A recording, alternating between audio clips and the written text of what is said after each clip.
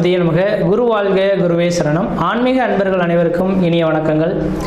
நம்ம இந்த வீடியோ மூலமாக 2025ஆம் ஆண்டிற்கான ஆவணி மாத ராசி பலன்களை பார்க்க இருக்கிறோம். குறிப்பாக இந்த வீடியோவானது பார்த்தோம் அப்படின்னாக்கா விருச்சிக ராசி அன்பர்களுக்கான வீடியோ. இந்த விருச்சிக ராசி அன்பர்களுக்கு இந்த ஆவணி மாத கிரகங்களை ஆராயும்போது உங்களுடைய ராசிநாதன் சொல்லக்கூடிய கிரகமானது ராசிக்கு 11ஆம் இடத்துல உட்காந்துருக்கார். இது ஒரு அதிர்ஷ்டத்துக்கான ஒரு மாதம் அப்படின்றத ஆணித்தரமாக சொல்ல விரும்புகிறேங்க.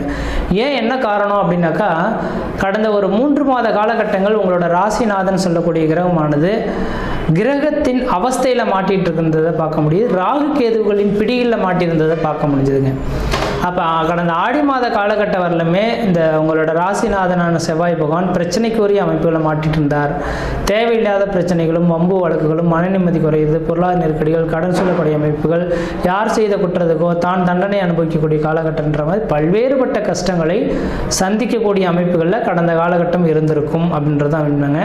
ஆனால் இந்த ஆவணி மாதம் தொடங்கின காலகட்டத்திலிருந்து, அதாவது ஆகஸ்ட் 17ஆம் தேதி 2025 ஆகஸ்ட் 17 தேதியிலிருந்து 2025 செப்டம்பர் மாதம் 16ஆம் தேதி இந்த ஒரு மாத காலகட்டத்தில் உங்களோட ராசிநாதன் ராசிக்கு 11ஆம் இடத்திலேயே நல்ல வலிமை பெற்று உட்கார்ந்துருக்கிறார்.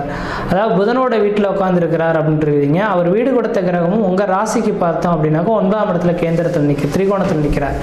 இது ஒரு வளர்ச்சிக்கான ஒரு காலகட்டங்கள் அப்படின்றதான் சொல்லணும்.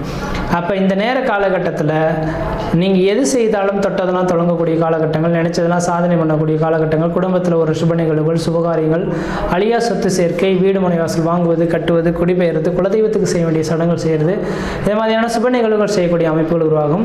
கெட்டவன் கெட்டிடில் கெட்டிடம் ராஜயோகம் என்ற விதியின் அடிப்படையில் உங்களுக்கு 12ஆம் அதிபதி 8ஆம் இடத்துல இருக்கிறதுனால திடீர் அதிர்ஷ்டங்கள், திடீர் பணவரவுகள் ஏற்படக்கூடிய ஒரு மாதமாக இருந்துட்டுருக்கும்.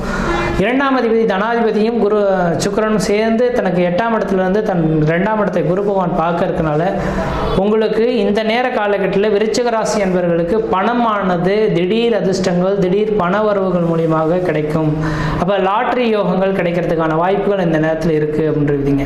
ஒரு ஜாதகத்தில் லாட்டரி யோகம் அப்படின்னாவே 8ஆம் இடத்தை குறிக்கக்கூடிய ஒரு அமைப்புகளாக இருக்கும்.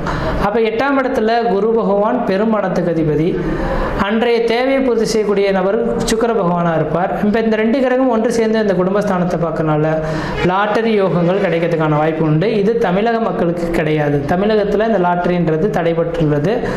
வெளிநாடுகள், சிங்கப்பூர், மலேசியா, இது மாதிரி ஃபாரினில் இருக்கக்கூடிய நபர்கள் யாராக இருந்தாலும் பார்த்தீங்கன்னா அந்த நாட்டில் இந்த மாதிரி இந்த லாட்ரின்றது கேட்குறாங்க, நம்பர்ஸ் கேட்குறாங்க. அதுக்காக நான் சொல்ல விரும்புகிறேன், அப்படிப்பட்ட நபர்களுக்கு உங்களோட சுய ஜாதகத்தையும் அப்பயும் தெளிவாக சிந்திச்சு தான் சொல்லணும். இப்போ விருச்சிக ராசிக்கு சொல்கிறேன்னா, விருச்சிக ராசிக்காரர்கள் கோடான கோடி பேர் இருப்பாங்க. அவங்களுக்கு எல்லாருக்குமே இந்த லாட்ரி யோகம் கிடைக்க போதுன்னா கிடைக்காது. ஏன்னா உங்கள் சுய ஜாதகத்திலையும் அந்த 8ஆம் அதிபதியோட தொடர்புகள் இருந்தால் மட்டும்தான் கிடைக்கும். அப்போ அந்த திடீர் அதிர்ஷ்டத்தை, திடீர் பணவர்களை கொடுக்கணும்னாக்கா நீங்கள் உங்களோட சுய ஜாதகத்தையும் தகுந்த ஜோதிடரை கொடுத்து தெளிவாக ஆலோசனை பண்ணிவிட்டு அது சரியாக இருக்குதுன்னு பட்சத்தில் அப்புறமா நீங்கள் கேட்டு ஆலோசனை பேரில் தான் எடுத்துக்கணும். ஏன்னா நிறைய மக்கள்கள் இதில் வீழ்ந்து போயிடுறாங்க, வாழ்க்கையை இழந்துடுறாங்க. இதனால தான் தமிழகத்திலேயே தடைபட்டுள்ளது.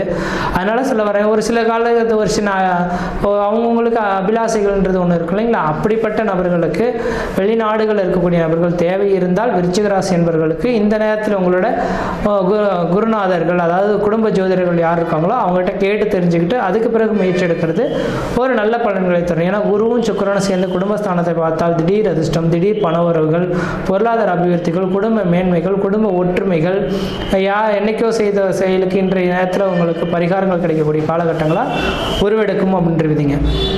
அதே போல் சுகஸ்தானத்தை இந்த குரு பகவான் பார்க்கறதுனால பழமையான வீடுகளை இடிச்சிட்டு புதுமையாக வீடுகளை கட்டக்கூடிய யோகங்கள் உருவாகும். தாயாரின் உடல்நிலை பிரச்சனை இந்த நபர்களுக்கு நிரந்தரமான ஒரு தீர்வு ஏற்படக்கூடிய காலகட்டங்களாக இந்த நேரம் வந்துட்டுருக்கு.